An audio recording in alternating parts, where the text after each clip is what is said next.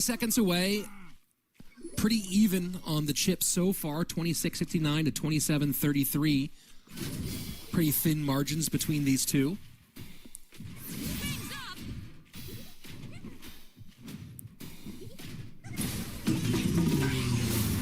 Fisherman getting the pull, taking out the Goblin Hut, but not before the Goblin Hut has spawned either 2 or 3 Spear Goblins and another one coming down the lane. So really the Fisherman just not really getting any value right like that, but Monk on the other side, both players just kind of cycling until double elixir.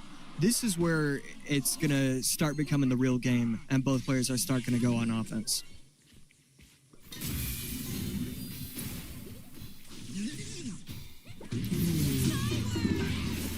Empress gets to work on the right-hand side. Knight to the left, Fireball gonna get some more chip on the right-hand side, so Vtor has both lanes going.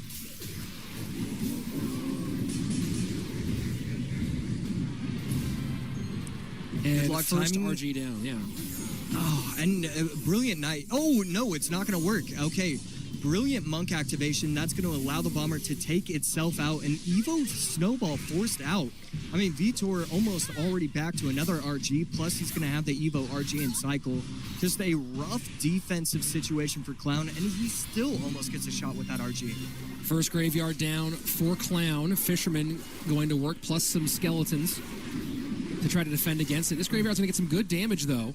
And just like that, Clown opens up a nice lead by about 300 and change, maybe 400 now. Yeah, I'm not sure if Vtor had the opportunity to go in. Never a bad idea to reset, though. And that's going to be the direction he chooses. Monk plus E-Wiz plus RG, and then you just have the Furnace on the left trying to create havoc whenever you can. This is a great way to set up your offensive pushes. 80 seconds left. 80 seconds left. Good connection on the right-hand side. Down to another RG. Furnace going to work on the left-hand side, and that was a big connection as a Fire Spirit came out, 1637. So as we go into triple elixir, Clown has some work to do. Good value from the Furnace, going to be able to clean up the entire right side. No counterattack coming in from Clown on the right side.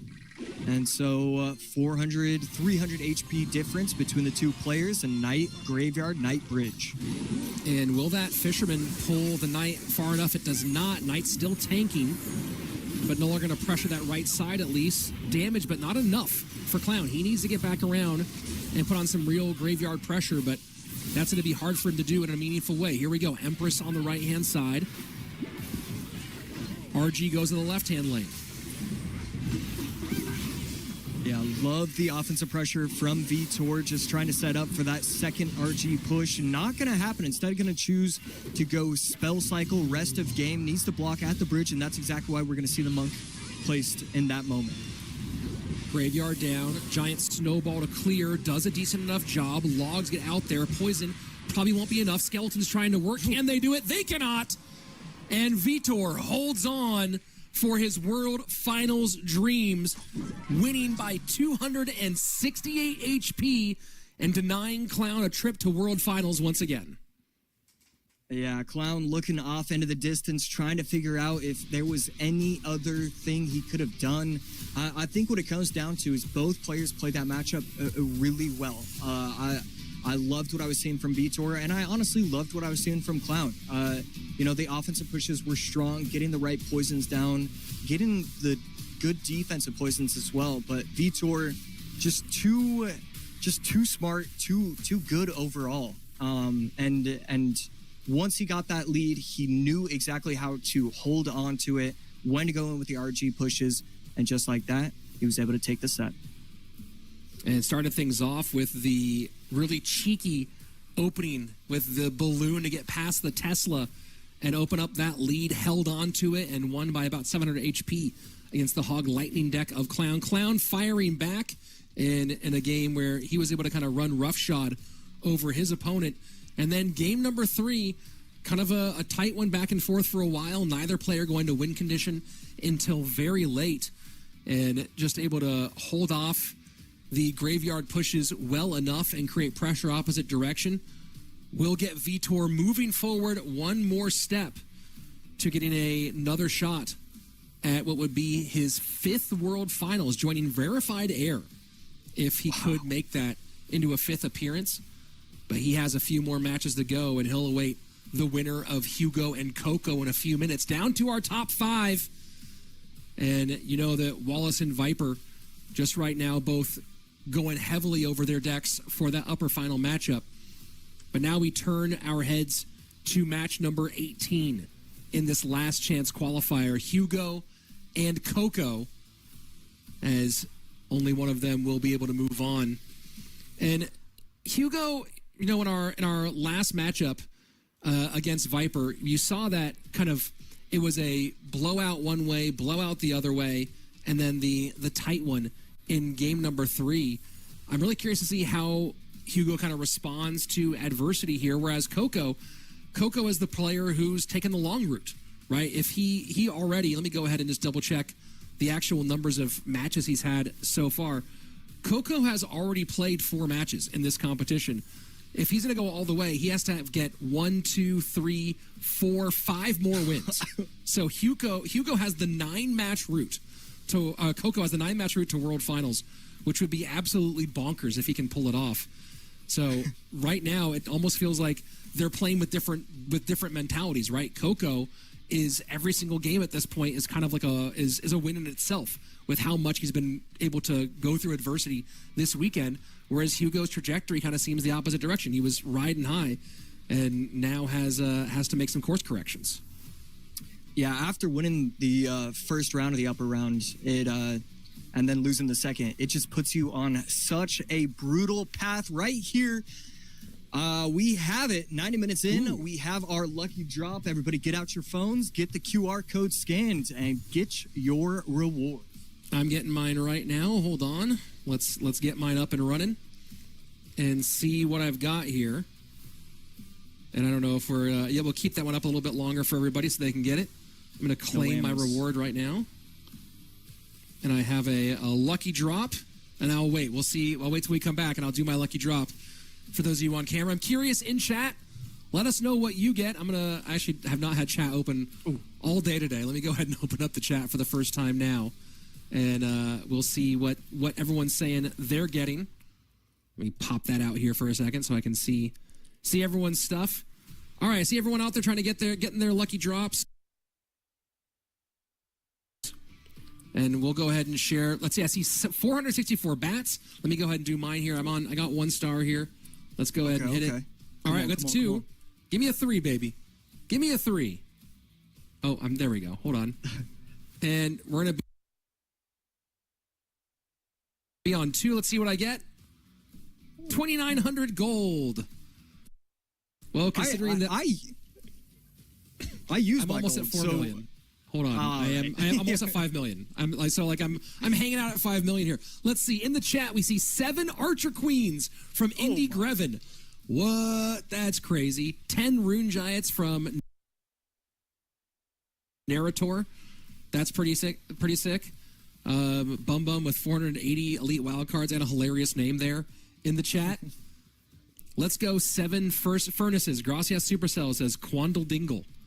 Yo, y'all are coming in with the names today. Let me tell you.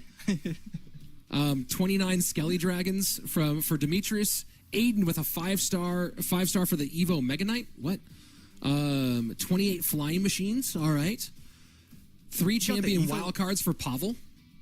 You got the Evo Mega Knight? Is that what he's saying? Yeah, is that what he's saying? 9 Goblin Huts shards for luck. Oh. Yeah, maybe I didn't know that was there. Book of Books. Ooh, that's a big one for Hacker Mercy. Book of Books. So some pretty cool rewards here for a lot of you guys. Nice work. 50. I see 2 people with 50K elite wildcards. Whoa, that's that is crazy. Josh, what did you get? Miners, 7 Giants. I got 29 Musketeers. I'm pretty content with that. I got a 2-star drop from it. Okay. Well, we'll see our next one, but right now we have our next matchup, Hugo and Coco. And remember, everybody, we have more rewards coming today, so stick around, keep on watching. More rewards throughout the broadcast, including that very cool banner there at the very end. Another big drop coming your way very soon. But But right now we're about to jump into our Hugo Coco matchup. As soon as they're ready to go, I see a book of epics. I see 30 goblin machines. King Nove with 104 spear goblins. Rip King Nove on that one. But unless you really needed some spear gobs. But congratulations either way. A champion, a champ wild card. Yeah, you probably did not need, especially that quantity of spear goblins. Let's go ahead and jump in to this elimination matchup. Coco, top of your screen. Hugo at the bottom. All right, so our first truly slow start of the day. And Hugo going to go ahead and get a chefed up furnace on the board.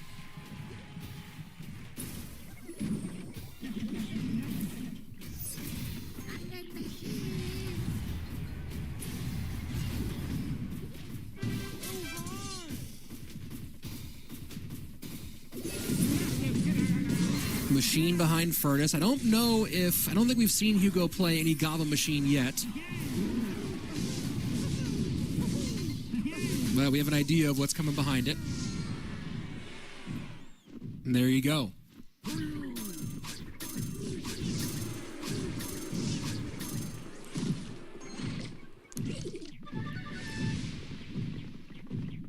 So let's see what Coco has for the Prince specifically. You got the cage out there.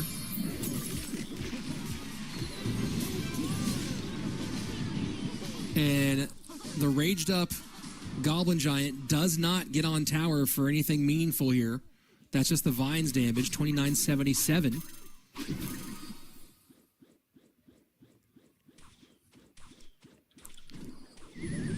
As the minions... Coco opts to avoid the little chip damage from the minions and fall behind by about 2.5 elixir. 2.25 maybe. So let's see what Hugo opts to put in the back. Goes opposite direction in his strong side with the furnace. Yeah, some solid defense from Coco so far. Good bomber timing as well. Not going to be able to splash, but this one might. And no, wow. Again, the bomber putting in work. Not used to seeing that. And now we got the Evo Goblin Giant to the right-hand side. Level 12 machine behind it. Prince goes and is going to pop that cage really fast. That Prince was absolutely devastating. Now Hugo deep in the second level. Some opportunistic minions on the right-hand side. One of them gets chefed up, forces the NATO out one more time, and Coco is in deep trouble early. Yeah, I love those creative pushes. The minions at the bridge, knowing your opponent is going to have to spend a NATO. I mean, and not only did you get damaged, not only did you force out the NATO, but now they don't have the right cycle. The Goblin Giant putting in work once again, taking out the Baby Dragon and almost taking out the tower as well. Yeah, Coco just in too much trouble here. And that was, you know, one of my questions I asked right as the game started was, how does Coco manage the Prince?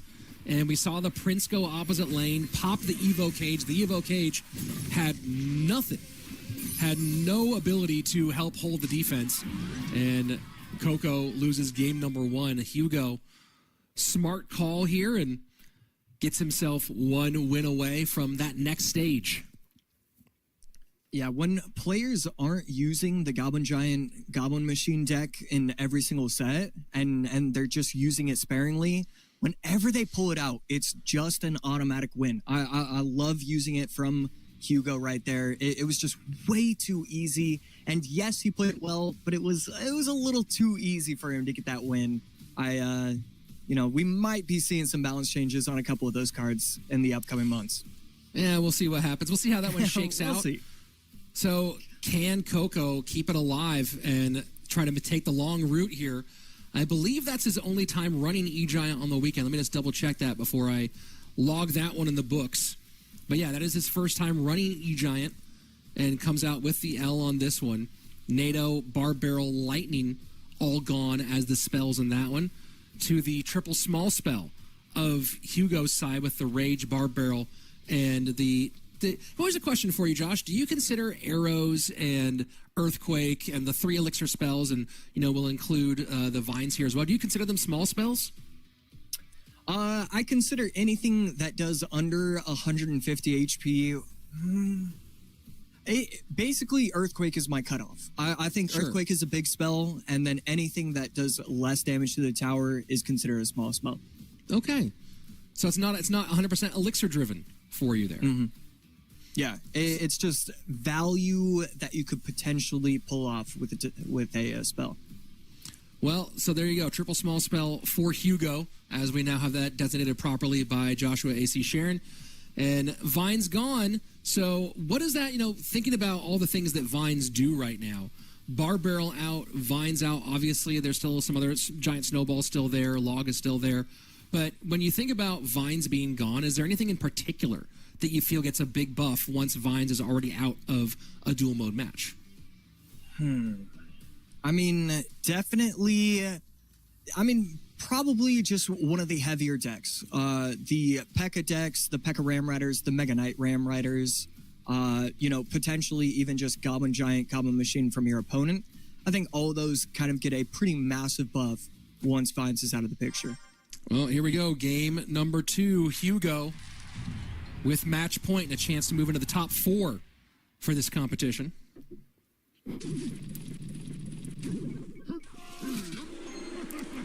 Miner to the safe spot. Hugo looking like a Royal Giant. So Mortar Miner versus RG. Yeah, we've seen this matchup. Obviously, definitely different variations. It looks like Coco might be using that Minion Horde Berserker deck as well. It's basically those two decks are just dominating the tournament. But instead, Coco going to go probably a little bit more what we're seeing often. But no, the Minion Horde, again, Minion Horde has shockingly been one of the best cards of the tournament. Well, you think about a universe where you don't see as much poison and fireball and arrows, right? Where they're with the... And you almost might wonder, hey, is the fact that Vines is so popular... Is that reducing how often we're seeing the classic spells that would erase a Minion Horde from the board? Here, in this case, Hugo is running a Fireball deck, which will help him at least mitigate some of that Minion Horde problem. Yeah, it definitely plays a factor. But it's also interesting because even though once Vines... Basically, you want Vines to be an option for your opponent. And so he kind of just waited to use this deck until Vines were out of the picture, which kind of makes it funny that he's using the Minion Horde now. But especially with the Dark Goblin, the Goblin Gang Minion Horde, it just looks like a very solid deck from Coco. And a couple good reflections there from the Monk.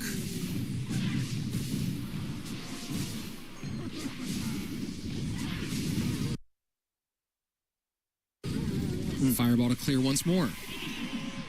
Great placement from the Minion Horde. I expected at least 2 or 3 of them to get splashed. Not going to be the case, just one of them. So beautiful job from Coco right there. Lots of DPS to clear this RG. Log comes out.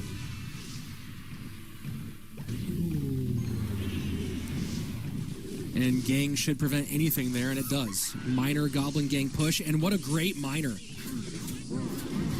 You think about that. I mean, you could say also a great catch from the guards may be better, but I thought that Miner was going to get a little bit more support to break through and create some damage on the second level with the Log out of cycle, but doesn't happen. And right here, without looking at the towers, I thought this was going to be 1,500 HP left from both of these players. Neither one of these players given up pretty much any damage so far.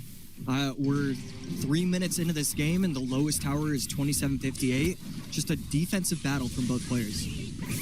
And you kind of think about this for a second, right? That with the Log out of cycle, that Miner that went to the guards with the Gang behind it plus the Berserker, you wonder if the Vines there would have been a game changer.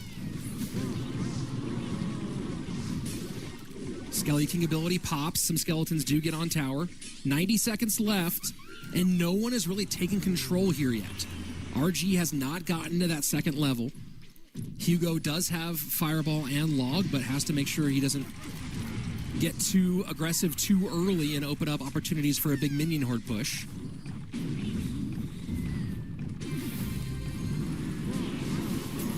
Double right Evo here down the with- left-hand lane. We finally see the push that Hugo has been waiting for. The log is kind of suspect just because, you know, you're not making it to the tower. Using the log right there, it's just going to force a reset for you, which is really never a problem. You still have the Baby Dragon, but that Baby Dragon getting that final splash changes a lot. Had it not gotten that, that might have been game for Coco because of how much elixir, how many troops he would have had on the board. 2,300 to 2,109. Keep in mind, Hugo has 2 spells that can get right on tower. Coco just has the vines. Coco, and that's a big reflection there to get Hugo back in it. Fireball going to go to the mortar, try to get the RG on tower, does not get the shot.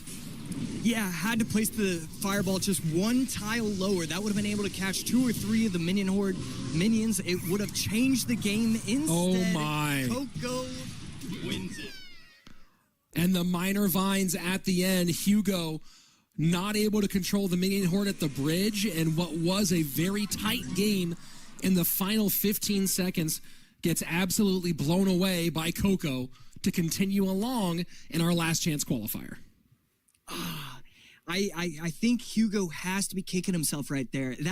That fireball, I could get behind getting the fireball on top of the tower and the mortar, but right there, if you're gonna go just the mortar, you have to place it as close to the middle of everything that you can. It would have caught 3 or 4 of the minions. That would have changed the game dramatically, and you know, that's definitely the biggest mistake I've seen from him in this tournament so far.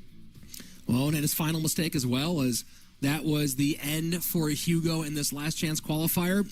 Went very far in the competition, but far is not good enough today, as there are no points. There are no silver tickets.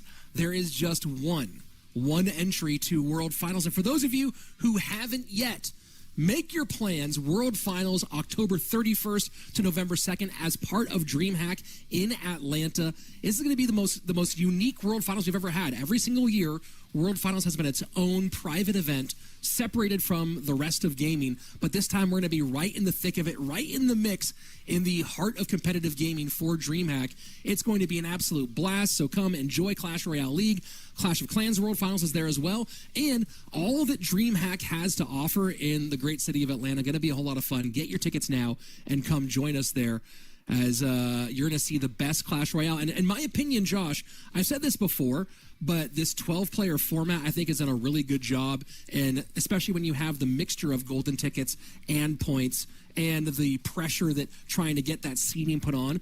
This is one of the best World Finals lineups we've ever had, especially when you think about how it's spanned high-level competitors across different generations of Clash Royale. Yeah, and it rewards different players and different things. It rewards consistency. It rewards being able to get those golden tickets.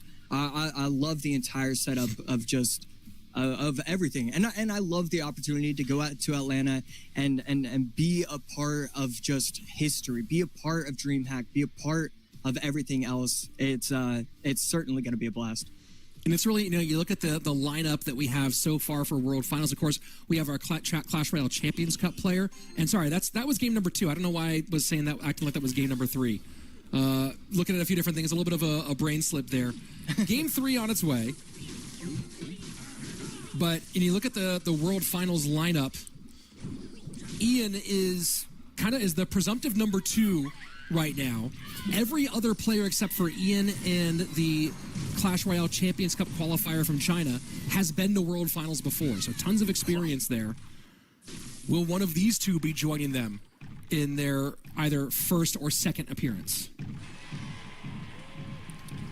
Hugo stealing the deck of the tournament, of the day. I love this deck choice. You know, sometimes you just have to abuse the meta, and it's clear that we're going to be seeing a lot more of this deck, whether it be on ladder, whether it be in tournaments.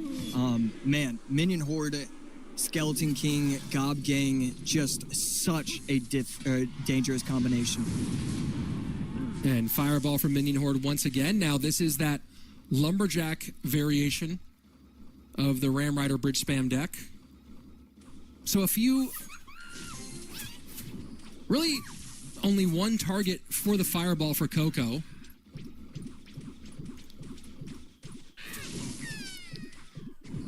Yeah, it's basically, but the Witch gets played as well. Interesting change-up to from what we've been seeing. I don't mind that. I like the idea of the Evo Witch being placed inside this deck.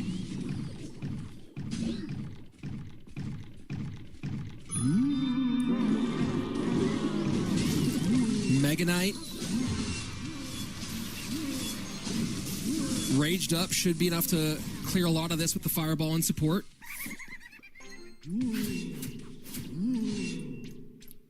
Huge value from that Fireball right there. Hugo going to clean everything up, going in with Berserker. Zappies in the middle to slow everything down, and going in with the pressure. Ghost at the bridge.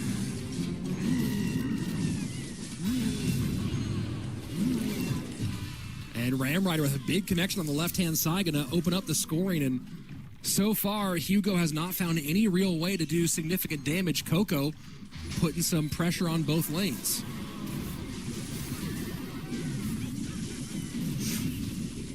Lumberjack going to walk to the opposite lane. Bridge Ghost going to be able to try and take that out. Berserker a little bit late, though. And that Mortar is going to lock onto the tower, get a little bit of damage. Pressure met by the Mega Knight. Zappy's really staying on, and this is one of the big questions as we continue along is, you know, Hugo so far has not shown us any sort of big spell, and I don't anticipate that he will. Or at least not one that has the wide coverage. And how does he deal with Coco's ability to just kind of abuse those? But here's a big chunk from Hugo. Yeah, right there evens the game out by quite a bit. Witch is going to walk, though, so that Ghost is going to get a shot on tower. Takes the lead back is Coco.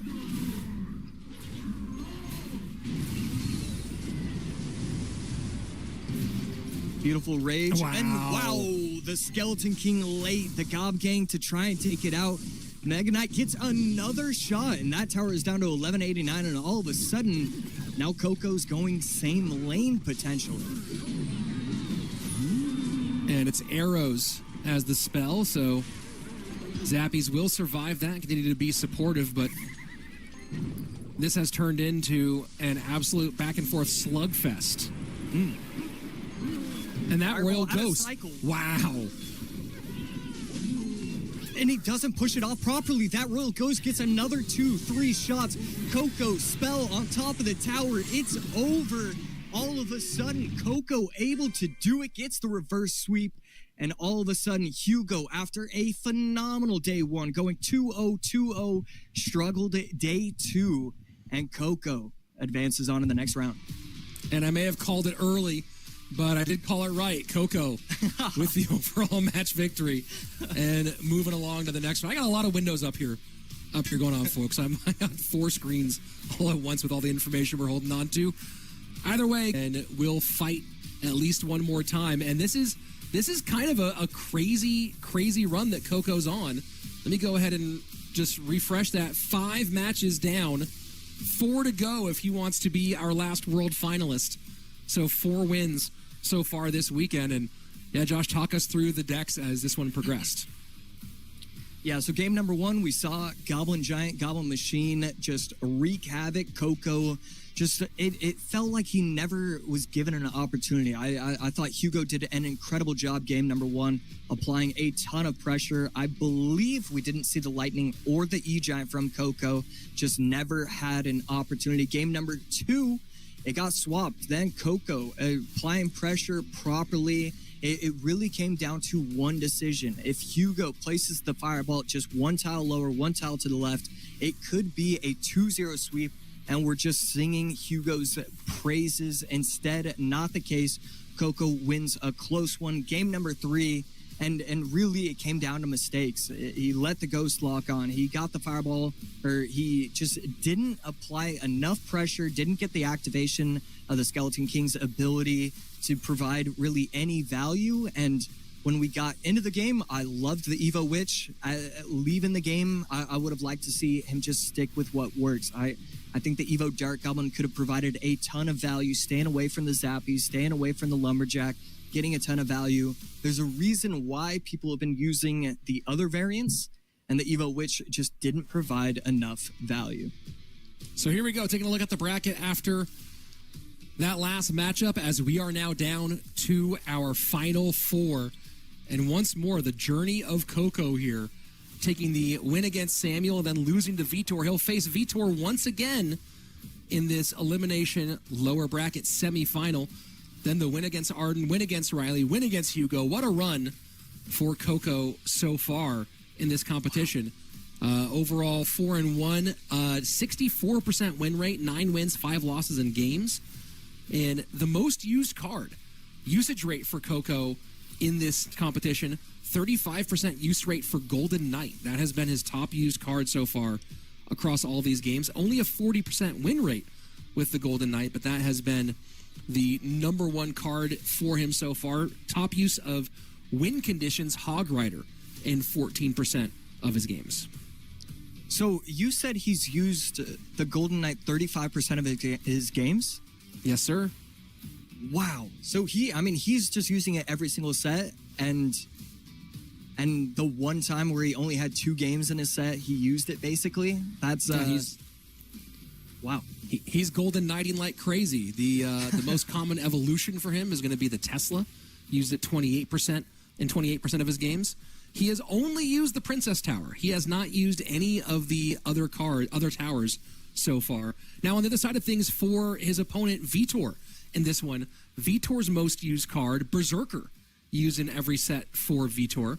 So he's been really heavy on that one. The Valk and Baby Dragon, his most popular Evos, and he has spread it around. He's used the Princess, the Cannoneer, and the Chef, all as the Tower Troops. So very interesting, though, that the Tower Troop for Coco, even though he's played more games than anybody this weekend, has been exclusively Princess the entire way through.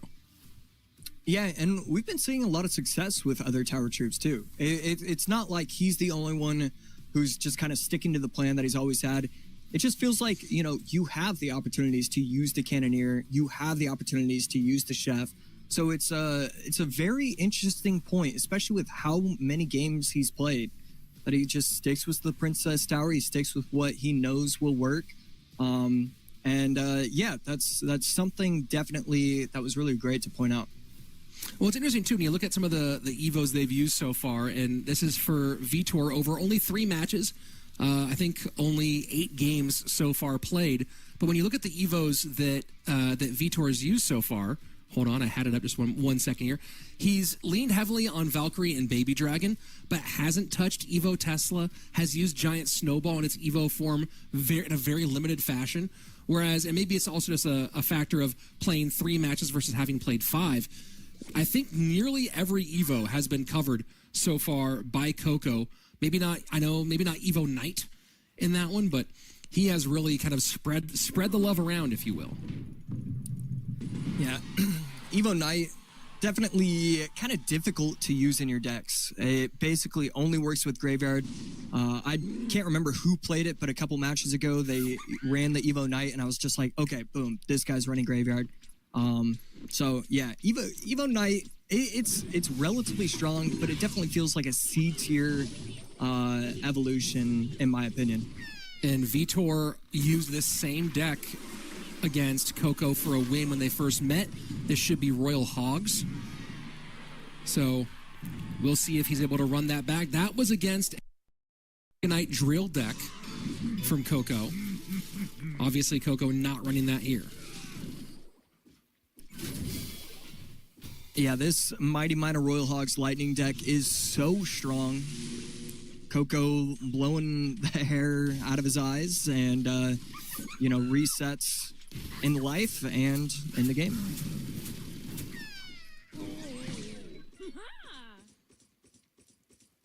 So Coco once again going to the favorite Evo of his through this one, or favorite of Evo troops in the Valk.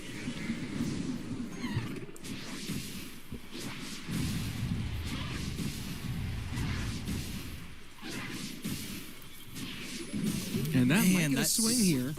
Wow. Wow. Indeed. That slowdown is just, I mean, I need to learn the stats on that because it feels like it's minus 98% to the troop speed. That Berserker, it's supposed to be very fast, and it's. I gotta be honest, I think I'm a little bit fast in that. And wow, the baby dragon turns away and gets a ton of damage for Vtor, who throws the piggies behind it and finds to help. One pig escapes, and Vtor is just exploding with damage on the right-hand side, down to 1100 HP. Yeah, huge interaction for Vtor. Coco trying to get the vines on top of the baby dragon, not going to work. And so it just kept coughing up fireballs on top of the tower, getting it all the way down to 1100.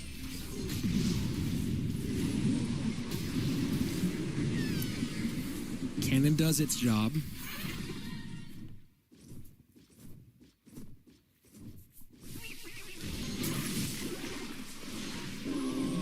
And a little Vines plus Evo Valk combination.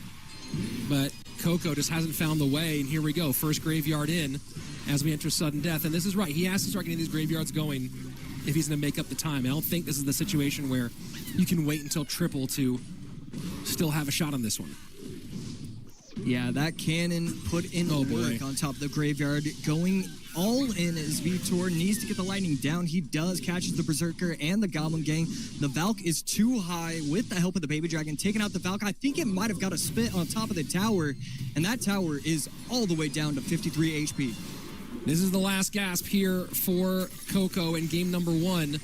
He throws the vines on, the lightning gets there in time, and Vtor staring defeat right in the eye as those skeletons are trying to starting to pile up on the tower, and the lightning hits. Coco could have done the funniest thing ever if he'd found some way to block that lightning, but instead ends up taking the L here in game number 1. And man, that baby dragon, that 1 HP, that half HP baby dragon just stayed alive. There was once there was some tankage in front of it, it stayed alive forever. And if you're Coco, you're like, will you please die? Just go away. But not able to make it happen instead. Almost able to steal it right back. But he takes the loss in game number 1. Vtor now with match point. Yeah, I'm trying to refresh the page so that way I can see what Coco potentially had in hand. Because, I mean, that would have been hilarious. But I guess there was really no real opportunity. I mean, you have the Bar Barrel, Berserker, Goblin Hut. So maybe you could have gone like a very quick Goblin Hut plus Berserker. But at that point, you're looking at 7 Elixir. That's too much. And Vtor, he wasn't worried. I was worried. I don't know about you, but it looked like there was a lot of damage coming on that tower. Well, but the way that those skeletons can all come together and just just go bye-bye. And you're just looking at that going like, oh, if that was an extra like 1.5 seconds, that tower might be dead, right? So you're looking at that, you're seeing a group of piranhas swarming on the cow. And it felt closer than it was, but definitely one of those ones where you want to make sure that lightning's hitting. Yeah, and so Vtor with a brilliant match number 1, the Baby Dragon Royal Hogs. I love that deck. Definitely a top 5 deck of the tournament. And I mean, Vtor just has a lot of confidence right now, playing so well. So first time they matched, Vtor opened up with a different deck, but did run that exact same pigs with the Mighty Miner Evo Baby Dragon Lightning deck. He played the Goblin Giant Evo Witch with the Golden Knight in that matchup, and he played a GY Furnace Evo Valk deck. So we'll see if he's mixing up his progressions or sticking with what worked last time, as he's going to go drill here. Guards for the defense. Coco guards plus Prince. It's either going to be Goblin Giant or Golem at this point. And wow, with the help of the Rage, the Prince actually makes it to the Goblin Hut. And a wasted Berserker. Everybody was holding their breath. We all would have done the same because it really looked like that Prince was going to get a stab. Yeah, that's maybe one of the scariest things in the game is how many ticks does a Prince actually have, Prince. And also a big thing to note here, Coco in this one running a tower troop. So something we have not seen from Coco, going through the entire competition without running tower troops, now running the Royal Chef. Yeah, so usually it doesn't swap up the playstyles too much, but you do have to wonder after playing an entire weekend, no differing tower. Is it going to be kind of a change where maybe he doesn't play the matchup exactly correctly because he's not used to the tower? We're gonna have to see how he wants to how he plays this. And the minions will get ahead of the Goblin Giant. Arrow clears the bomber, but the minions taking for the Goblin Giant rather than the other way around, but the raged up big green guy will get a few stabs there, down to 24-31, so nearly evens things up. So Prince should be coming out from Coco, exactly what's going to happen. Berserker plus Valk going to work on the Prince, and Prince all the way down to 30% health. Vtor has to feel pretty good about the lack of Prince on the board at this point. Although, wow, this could be dangerous, but no, going to clean it up with an Evo Valk. Yeah, and that's one of those ones where you're just like, okay, the Evo Valk, the defensive power, the defensive ability, so dramatic. I think maybe that's the biggest thing when I think about the Evo era of Clash Royale. Some people call it arcade mode, but the big swing ability of some of these troops that create some dramatic moments it's certainly not lacking in fun from a viewership perspective. Absolutely. It's really, really enjoyable to watch. And right here, pretty clean defense. Bar Barrel to take out the Prince. Does not stay alive, but the Bomber will kite the Goblin Machine to perfection. Coco's towers both at roughly 2100 HP. Vtor's only tower that's touched at 2100 HP. So close game so far. And Goblin Giant get pushed past that tower. Wow. Great work by the use of the Goblin Machine, but Evo Snowball to clean up. And that's something Vtor's doing a really good job of, is managing his Evos for these defensive plays. It's going to leave him without a giant snowball to support this drill, though. Coco sets up the machine in the back. Bomber takes out the Evo Witch. Goblin Hut set up once again. We saw this in a previous set where the defensive drill player just kept defending, and never had the opportunity to attack. We're kind of seeing a similar thing right here, but there's something about the way Vtor is defending. He's still getting opportunities to make it to tower. And where does he drill to here? Drill to the front. There he goes. And Goblins don't get on. Poison will get its work done. Vtor with the lead, 35 seconds left. That Poison opened up a pretty nice one. Coco probably has to break through here. Snowball plus Berserker going to be able to take out the entire push on the left side. Valk, another one, beautiful. And a good Bar Barrel plus Poison. I mean, this is a defense to perfection. And now you've got a 20% health Goblin Hut. You've got 18 Spear Goblins on the board. This is absolutely beautiful from Vtor. Yeah, just so patient, so clean. And you saw Coco there with, in that last 30 seconds or so, the only big push he had a chance for was a non-Evo'd push. And then you saw him kind of desperation throw an Evo Goblin Giant at the bridge. And that just got absolutely evaporated quickly. There was no support for it, no chance to break through. And Vtor absolutely shut it down. And what a great performance from Vtor to move himself into our lower bracket final. Top 3 for Vtor. He ends what was an absolutely heroic run for Coco, going through 6 matches and just could not continue. It's one of those crazy to go 4-2 and to end where he ended. Still, you have to give so much respect with the wins over Samuel, Arden, Riley, and Hugo today for Coco. But it's Vtor who now will find himself just a few wins away from that trip, as He'll now go down to our lower bracket final and await the winner, or await the loser of Wallace and Viper. And if you look at the path for Vtor, that includes 2 wins on the weekend over Coco. Yeah, I mean, Coco, if Vtor wasn't in this competition, it looks like Coco would have been able to run away with it. Instead, he found his nemesis, and Vtor, again, I mean, he's one of those players where you know his name, you know he's talented, but you're like, all right, well, do I expect that much? Do I expect him to win? Do I expect him to finish top 3 in the World Finals? And you kind of think to yourself, well, you know, I could see it, but is it likely? I'm not sure. Today, Vtor looks like he wants to win. Yes, he already lost earlier today to Wallace. In fact, he got swept, but still able to recover, able to beat Clown 2-1, able to sweep Coco, beat him for a second time. The fact that he's able to reset his emotions, not get too overworked from that, I mean, just all the props in the world to Vtor, and easily looking like a World Finals contender. Yeah, I mean, absolutely, for sure, looking like he has that capability here. And taking a look at our next matchup for Wallace and Viper, both guys still up in the upper brackets that have not faced off today.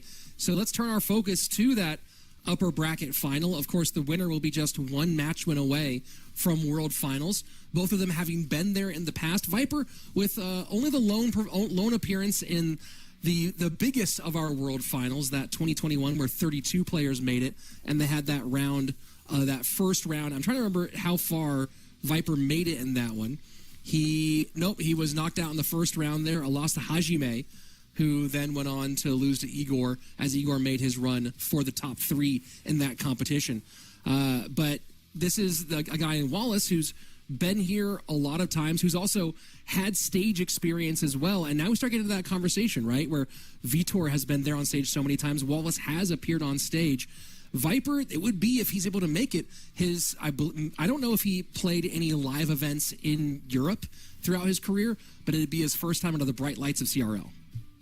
Yeah, I gotta say, especially after this weekend and what we've seen, I mean, having the 3 finalists be Vtor, Wallace, and Viper, this is kind of what you want. You know, there's a couple other players that you could easily make a case for. You know, you have the Samuel Basotos, you have Riley, but these 3 players, I mean, they've shown it time and time again. They've been in the World Finals, a couple of them, and, you know, I gotta say, I'm so happy to see that these 3 players have made it here.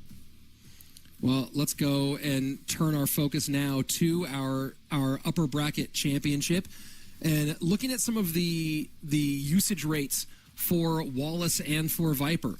Wallace on his side, the most used cards, Berserker, Lightning, and Barbarian Barrel, all at that 37% use rate. His most used Evos, the Tesla and the Furnace, and he has played some Cannoneer, but mostly the Princess Tower. On the other side of things, when we look at our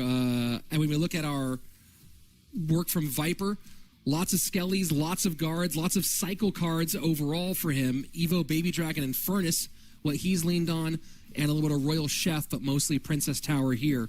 And we're getting into our BO5s. Let's go ahead and get ready for that. We have a quick interview with Wallace, who is one of our upper bracket finalists.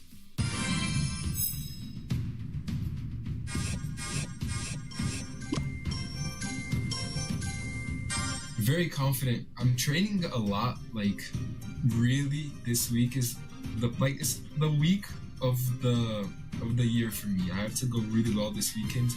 I'm really confident qualifying again.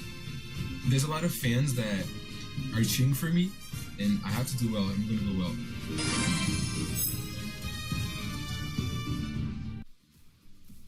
And Wallace definitely excited for this last chance qualifier, as he's going to jump in against Viper in a few minutes.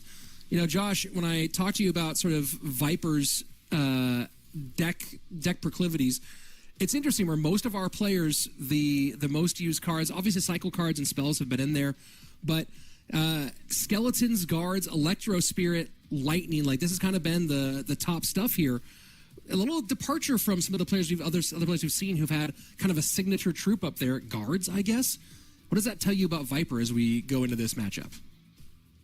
Yeah, I mean, it definitely tells me a lot about Viper. You know, there's so many things with Viper, Wallace, and Vtor.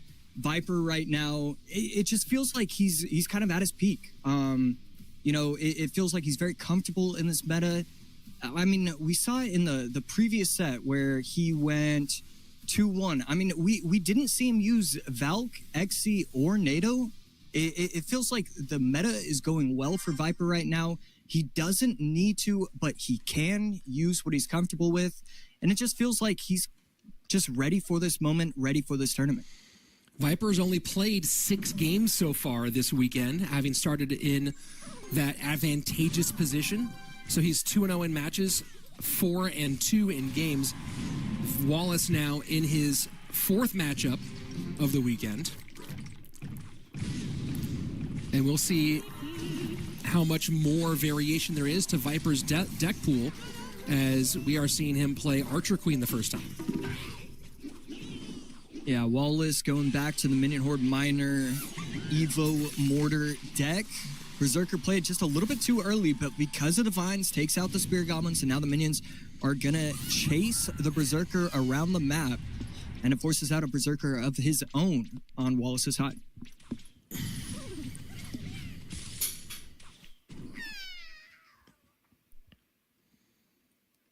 So both players slow down a little bit here. Wallace maybe heard me, decided to get the mortar out.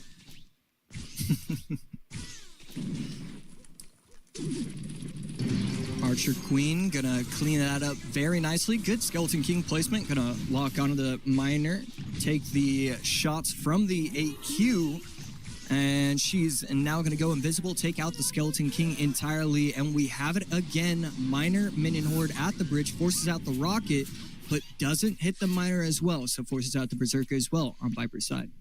And that's interesting because that now tells Wallace one thing: I don't have to worry about the Viper deck at any point throughout this matchup.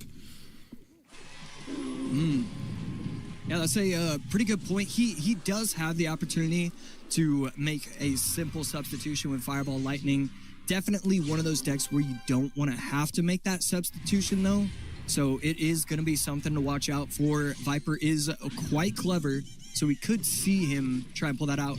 But actually, now that I think about it, yeah, the Valk as well. It's not gonna. We're not gonna see any Hog XC NATO Valk. And AQ pops the ability. Wallace doing a good job of making this messy so far. Lots of stuff out there. Yes, go ahead, Josh. Yeah, I mean, just a beautiful miner to catch the Ice Spirit, not allow that to put in work. Evo Valk going to stop the Minion Horde, but not before they take out the entire Goblin Hut and basically all of the Valk. So a brilliant miner, and not one that many people would have done. It just got so much value right there. Miner to the back, trying to get some minions onto the tower. Goblin Hut forced out as the Berserker walked to the back and was dragging minions directly to tower. So it really looks like Wallace, again, I said, making this messy. And Viper's doing fine. He's holding on, and he's got the lead here even. But it feels like he's having to make some desperation plays to avoid big moments. Yeah, right there, Wallace with one of his first mistakes of the game puts the Evo Wizard a little bit too high. AQ takes it completely out. Got pretty much zero value whatsoever, and it's going to force him to reset, try and get that Evo Wizard back in cycle.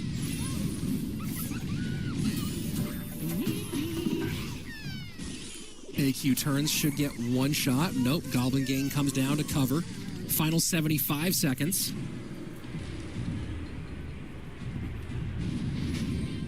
Viper does have Miner Rocket Cycle. That is the... Oh, it does get one shot off. You can't be getting that shot get off, I feel like, if you're Viper here. Yeah, I would have liked to see him. I mean, you have to. It forces out something right there. Minion Horde on top of the tower with the help of the Vines. I mean, the AQ going the wrong way is absolutely brutal for him. And the fact that there's just no troops, this Minion Horde is going to delete the Evo Valkyrie. Yeah, look at that. And you can't. I mean, that was such a brutal. I mean, I guess there was more to it than that. But you're spending 6 elixir to take out 4. that taking out 4 doesn't even actually stop the damage from it. And you also have to imagine there's some tilting that happens there too when that exchange happens. But overall, this was just the Wallace story the entire way here against Viper. As he just, like I said, he made it messy, made Viper make awkward decisions and awkward plays, and takes game number 1 in this best of 5. Yeah, you know Wallace's confidence is just all there when in the interview he says, I need to win. It's not like, oh, this is an opportunity for me. I'm grateful to be here. It's like, yeah, obviously I'm going to be at least at the last chance qualifier. Not surprised to see him start off game number 1. It's clear that he believes in himself, and game number 1 was kind of just representing that perfectly. Goes in with the deck that he's had a lot of success with. He knows that he could get sniped. He knows that his opponent could watch out for it, and it just doesn't matter. Starts off the set 1-0. I believe this should be a best of 5 as well, so it's just massive for him to get that confidence boost early on.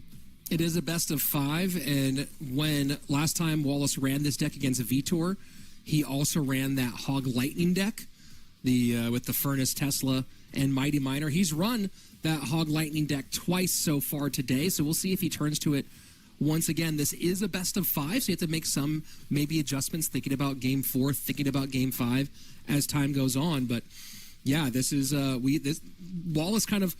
It's interesting, right? We're only into Wallace's 4th matchup of the day, and we're seeing a lot of deck repetition from him in this one.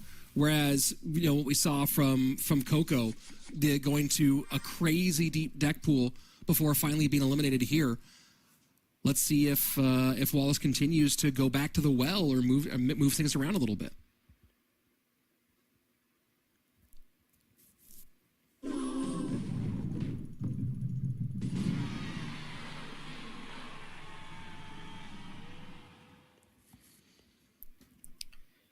Both players waiting.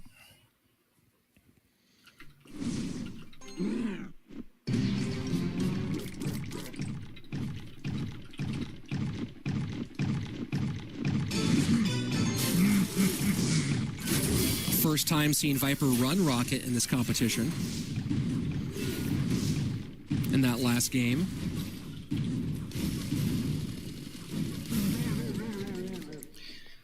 Wallace gonna go back to the Royal Hogs Lightning, although not exactly sure if he's been running it, but we have seen it a ton of times during this tournament overall.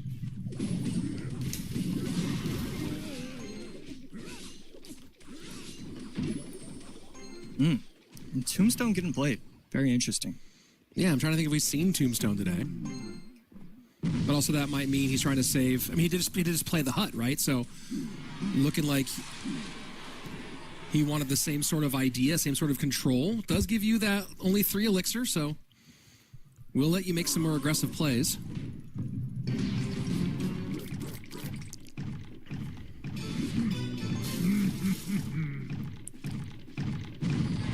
Both players just kind of waiting it out. They know what... I mean, we don't exactly know. Okay, so Viper is going to be running RG. It was still kind of up in the air if it was going to be lava, if it was going to be RG, if it was even going to be kind of a weirder graveyard fireball variation. But instead, electing to go with, with what is always going to be a solid deck. RG always has a lot of success in these kind of best of 5s. Well, this is really interesting now, too, because while there are some good targets for that Lightning, those zappies, again, we talk about things that you can abuse. And if Wallace is assuming that last card is Lightning, zappies are going to be a nuisance.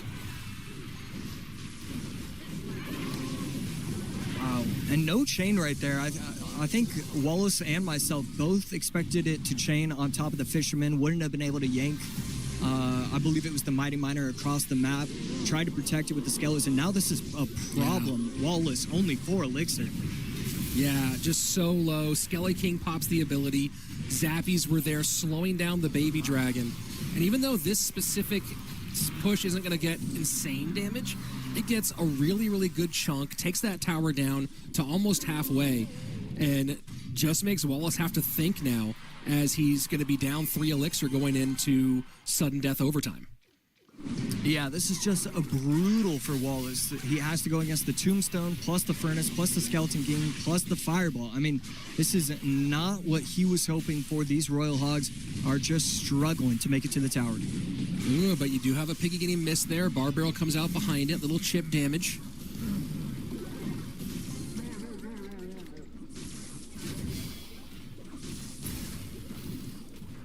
Should be able to protect this. I'd like to see the activated ability, and that is what's going to happen.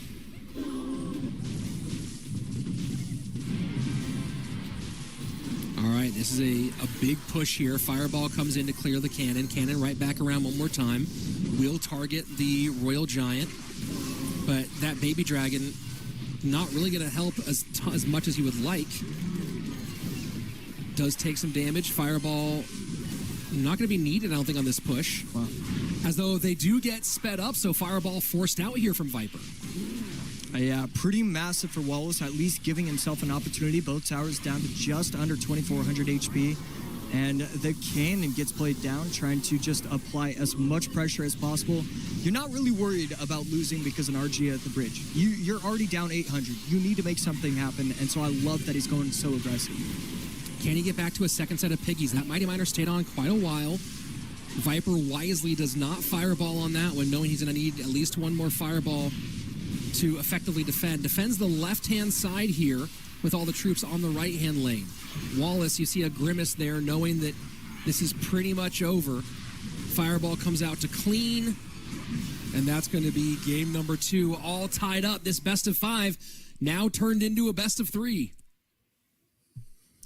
Yeah, and such a good deck choice. One of the hardest matchup advantages, one of the most impressive decks that we've seen so far today. It's like he had a complete read on the situation, knew what Wallace was going to try and pull off game number 2. I mean, Skeleton King, Fireball, Tombstone, all 3 of those, you just need one. That's the thing. Going against a Royal Hogs cycle deck, you only need one of those, and he had all 3. It was the difference in the game, and then he just played a solid match overall.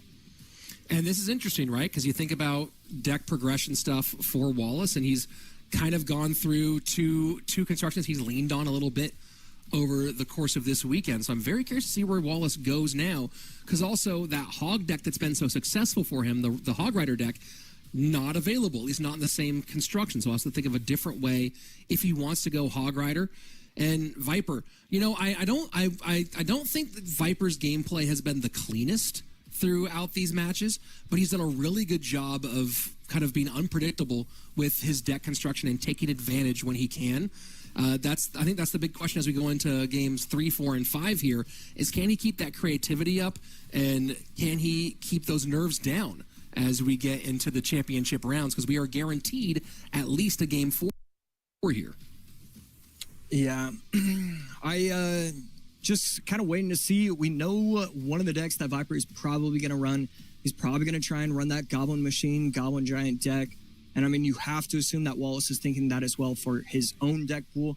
We have like 3 or 4 decks, and so many of them don't really overlap. It's as difficult as it usually is. It kind of seems like today might be just a little bit easier because we have the Evo Mortar, Evo Wizard, and you know it doesn't really work in a lot of other decks. The Goblin Machine, Evo Baby Dragon. It's kind of interesting that today might be just a little bit easier to go best of 5 than we've seen in other previous tournaments. Viper going to bridge spam. We haven't seen Viper play bridge spam at all in this competition. That's his first P.E.K.K.A. That's his first Bandit. So definitely taking some alternate routes. Ghost over the middle, predicting the Goblin Hut and predicting the guards as well was the Mother Witch. So I really like this offensive push. Mother Witch going to get a ton of value, even though it does get poisoned off the field.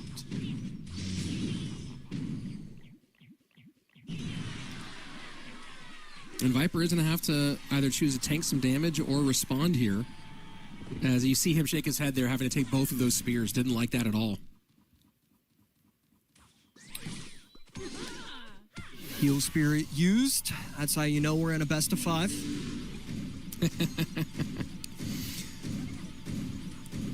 Well, certainly, you know, you can see some concepts of where the Heal Spirit makes sense in a bridge spam deck, especially repopulating that bridge. But then you think also, when you look at Viper's most used cards, Viper has leaned on cycle cards more than the rest of this competition. So, or more than the guys who are still there. So, not totally surprised to see him use a cycle card that is not as central. And here he goes. Mother Witch getting some good damage, and Viper opens up the first real lead as we hit double elixir. Yeah, relatively clean defense from Wallace, but given a little bit too much value to the Mother Witch, allowing it to get, you know, 2 or 3 piggies. And Goblin Hut just, I believe, a tile late, or just a second late right there, allowing the Bandit to target onto the Goblin Hut instead of one of the Spirit Goblins. And classic Battle Ram, Heal Spirit kind of helps. Evo Valk doing a great job cleaning up there. Yeah, really great Evo Valk right there. And then, oh my goodness, the left tower just within the range to be able to take out the Baby Dragon as well. And the Evo Valk gets to, that is one of the more impressive Evo Valks I have ever seen. Yeah, did great work on both sides. Snowball gets some room, though, for Wallace. Wow. Wallace now, huge chunk on the right-hand side on the 1356. Viper playing from behind as we transition to our final 2. Yeah, Wallace making an incredible play and then making kind of a rough play. Allows the Bomber to get taken out by the Ghost, and this should be relatively difficult. Forces out the Valk on defense, and now he has to worry about the Battle Ram on the left. And the Vines making a smooth room, and look at that. Wow. Yeah, I do not like those guards. It didn't really get any value whatsoever. It allows his left tower to get all the way down to 942. The guards needed to be placed on the left. Massive error from Wallace. And this time the Ghost right there. Perfection. 1036, 942. Dual lane pressure for Viper. This is where bridge spam can get really dicey. Pressure on. Mother Witch creates a Piggy. Piggy gets rushed right to the tower. And that poison trying, hoping, but Wallace knows. GG. Game 3 to Viper. And Viper now has match point. Yeah, beautiful job from Viper. Just controlled the tempo, controlled the pace, and Wallace just, he couldn't do anything. As soon as he made that one mistake with the guards, it was over just like that. So now back to the drawing board. Let's take a look at the matchup here. And we've got some decent data, although most of it not with anything that looks quite like this. Kind of all over the place for this one. Bridge spam, though, just generally taking the win over that drill. And, you know, you think about some of the pieces that are here, especially that Royal Ghost being such an easy way to pick things up. And you're not surprised to see, or at least I'm not surprised to see the matchup go this way, Josh.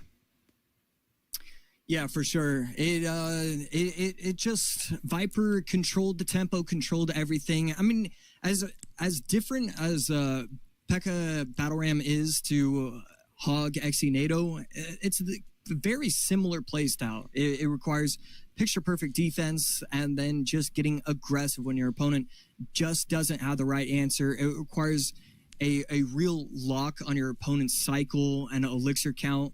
And it's very similar to P.E.K.K.A. Battle Ram in that instance. And he was just able to overwhelm and played it to absolute perfection. So Viper now with match point for the remainder of this best of 5 as we're about to go into our championship rounds here. Game number 4 upcoming. And this is where we say these analysts, these coaches really start to earn their keep, is trying to come up with the right solutions to a game 4 and potentially a game 5. Game number 1, it was Viper with the Miner Rocket against the Mortar Miner of Wallace. Wallace taking the win after making it kind of messy. But games 2 and 3 now going to Viper. Viper with the RG deck against the Royal Hogs, and then now Bridge Spam against Drill.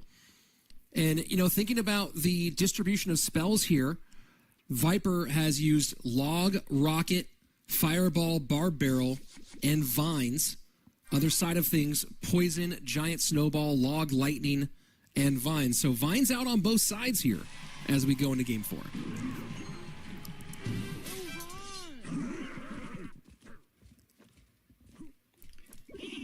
Wallace setting up with the Battle Ram. Viper going to defend that with relative ease with the Goblins and the Golden Knight. Wallace going to follow that up with a Lumberjack of his own.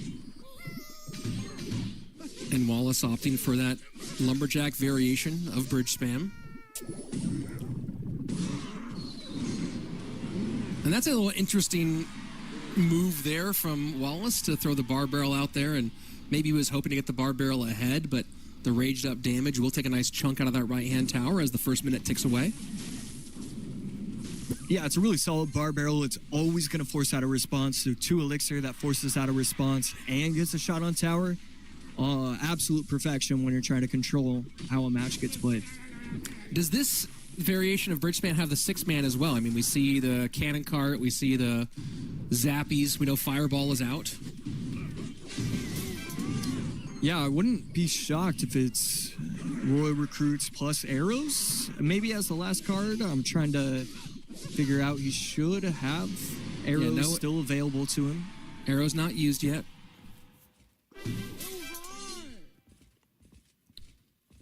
Okay, just gonna stick with more the cheaper cycle bridge spam, which does make sense. No Fireball for the Zappies on Viper's side. Does have the Evo Executioner. And this is our second time seeing Heal Spirit in this matchup. Yeah, and right here, Evo Lumberjack on top of the King Tower. That's going to get it all the way down to about 2.2, 2.3. So King Tower will be something to look out for. And right there, 22-10 on the King Tower for Viper. A giant counter push from Viper.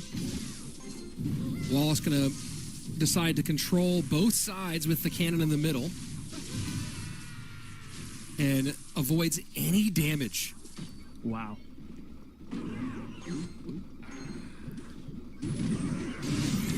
Full send, left-hand lane. Evo Inferno just going to burn things off the board fast. And there are a few targets for this Evo Inferno Dragon in this matchup. Yeah, if you can protect it, keep it away from the Zappies, allow it to really get to work. This Evo Inferno Dragon is so strong. Right there, Zappies placed absolutely perfectly. Going to be able to take the Inferno Dragon, take the charge away, and Inferno Dragon not really a problem anymore. And Wallace, maybe a little sigh of relief there because that Golden Knight nearly cleared the Zappies out. That could have been an absolute problem. Heal Spirit not going to make the jump. 5 Elixir for 5 Elixir, and there's still a 100% healthy Evo Exi coming down the right side. Yeah, we are seeing NATO Exi out of Viper. So we are seeing something we know he's good with overall. Here we go. Full Evo send on the right-hand side. Lightning trying to break that up, but the Evo Lumberjack keeping this one alive a little bit longer. And while it doesn't result in much, it does give a slight Elixir lead to Wallace. And really, that King Tower is still a pretty significant factor. If things hold as they are, Wallace will win due to that King Tower damage. Yeah, I believe he needs just another push on top of the King Tower. It's just healthy enough where it shouldn't be a factor, but we will be seeing what happens as we get on into this game. No Golden Knight dash. I know that Wallace was worried about it. These Zappies are putting in work and finally is able to protect the Zappies right there. Beautiful Lumberjack in the middle from Wallace. 30 seconds left. Viper needs to get damage on tower. He might need to just get a lightning on that right-hand side. We might actually see, as he tries to defend all of this, if those Princess Towers are high enough, we might just see him lightning NATO that right-hand side. Has to stop this connection. NATO's no longer a factor. He has to drop the lightning to protect against his King Tower. Lightning is there, and he might win this. He's going to win this. Oh, my word. Wow. Viper With the last-second lightning, Wallace had no way to get on the King Tower, loses by 66 HP. Viper takes games 2, 3, and 4, and with an absolute theft in game 4, devastating for Wallace, and Viper will continue on in this competition. I mean, you love to see it. He allowed a little bit of, quite a bit of King Tower damage early on, but recognized the matchup, recognized that his opponent didn't have any way to get damage, and then just kept it pushing. He was consistent with damage, trying to get just a couple hundred at a time. As soon as triple elixir hit, that's when he said, okay, now I need to get the lightning on top of the tower. Now I need to make sure that I'm ready to be able to take it at the very end. And I mean, split-second decision, just 2 seconds left on the clock, gets the lightning down, and Wallace just had no answer for it. He just could not stop it. Yeah, I mean, that you had this big chunk of damage, and it was just the tiniest bit. And we're talking about the use of spells up to that point, and Wallace had already used Vines. He had already used Giant Snowball, so opts for no direct damage spell here in game number 4. And if he'd had a direct damage spell, if he'd had any small spell there that could get on King Tower, or any spell get on King Tower, those arrows you mentioned, for example, this game might have been game over for his direction, but he couldn't get that last chunk. Viper had it clocked perfectly, uses the NATO for defense, gets the lightning to steal that last bit of damage, and what an exciting ending to put Viper into the winner's bracket, to put it into the grand final. Viper's now one match away from World Finals, and Wallace has to regroup and go rematch against Vtor in the lower bracket final. Yeah, I mean, Viper has to be feeling so good. He was the cutoff. I mean, Zobsam made it to the World Finals. He finished 11th. XOP Sam finished 10th. And so, he's been pretty upset about that probably all weekend, all week, last month. But instead is able to collect himself. He has had himself a tournament. We take a look. He was already in the quarterfinals because of how well he's done overall. He went 2-1 against Clown, 2-1 against Hugo, 3-1 against Wallace. I mean, he's just putting away opponents, and he is just one set overall, has the chance for a reset, and then he's got to be feeling great. Yeah, I mean, absolutely great. This is such a, and for someone who's been kind of out of the CRL conversation for a fairly long time now, right? After making World Finals in 2021, I don't think he's made a monthly final since then, right? He's done kind of okay in some qualifiers here and there, but has not really been a factor. He made it into the round of 32 a few times in 2023, but wasn't really able to break past that stage. And then finally here in 2025, and I have to wonder, I'm very curious if we'll get a chance to talk to him either at the end of today or if he does qualify for World Finals. What's changed for Viper going into this after kind of being cut out of the conversation as a competitive player for a few years and now right back in the conversation? Even if he doesn't make World Finals here, he's definitely proven he can bang.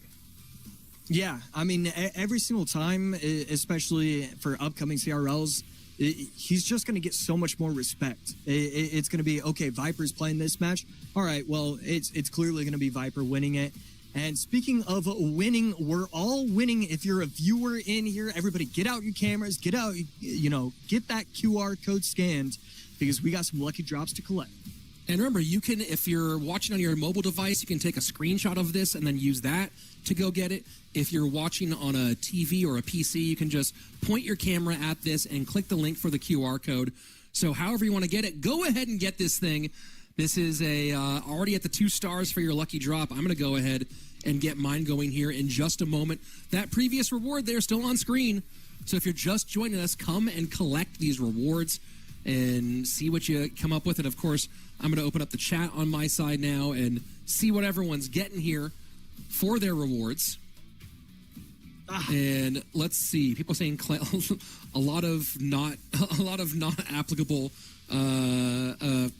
commands in there, but someone got 1,995 barbs. Okay, that's a lot of barbs.